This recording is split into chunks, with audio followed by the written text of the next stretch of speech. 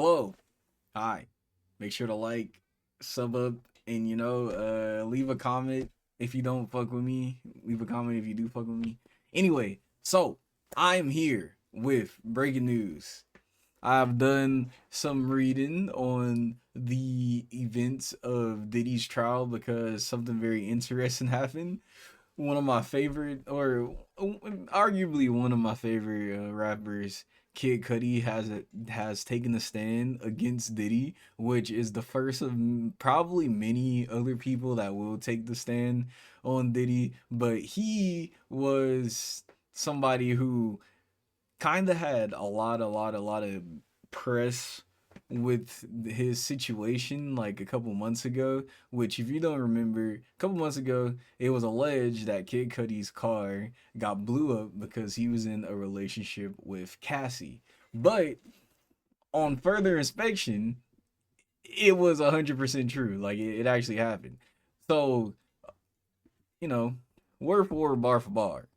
In his court statement, it says that a Molotov burned his Porsche. They have pictures of it and everything. This is all public information. It's just that a lot of these cases that have like a lot of more serious, I want to say more serious charges. They don't usually get like shown live, so a lot of it is you're gonna see it on the news, you're gonna see it on articles, you're gonna see it just everywhere.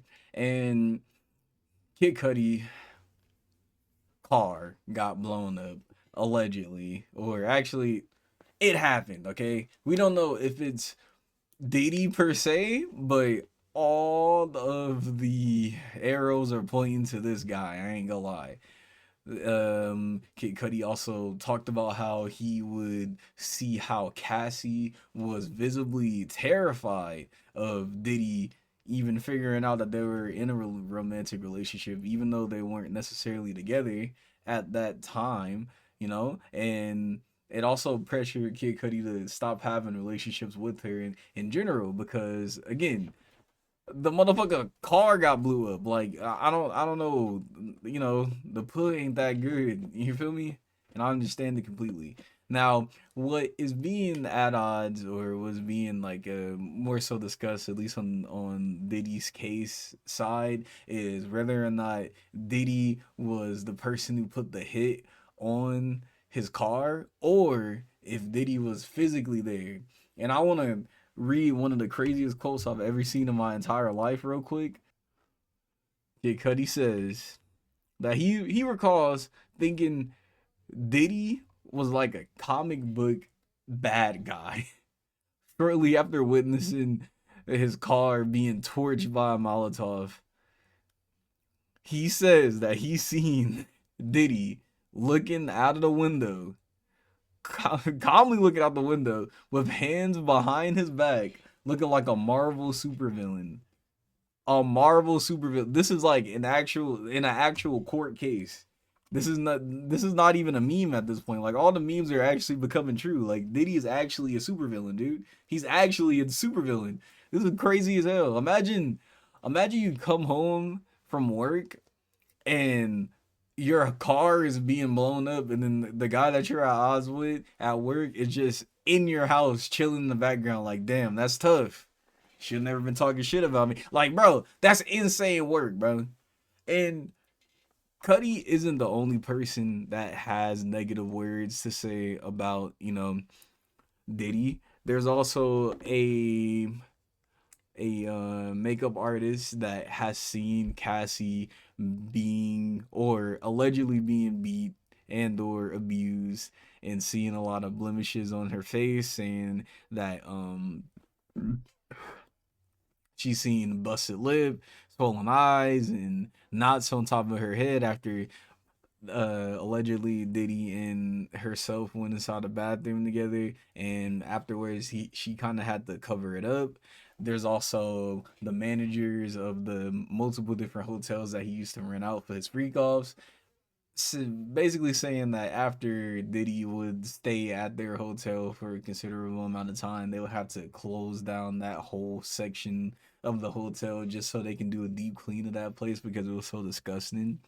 And there's also another person who is a little bit indifferent inside this situation, which is his assistant. His assistant left Diddy's, his the Diddy party in 2015, and during his time he experienced a lot of violence around his camp. He seen Cassie allegedly being hit and touched and all that, and also the assistant had to cover up a lot of the other situations that might not even ever get done to light, and he decided to leave in in 20 I want to say 2015 because of all the violence that he did see. He never experienced it himself. He actually said that working with Diddy was probably one of the biggest moments in his life, and I'm sure it was because he was probably making a lot of money, and I'm assuming Diddy probably took care of his assistant out of everybody,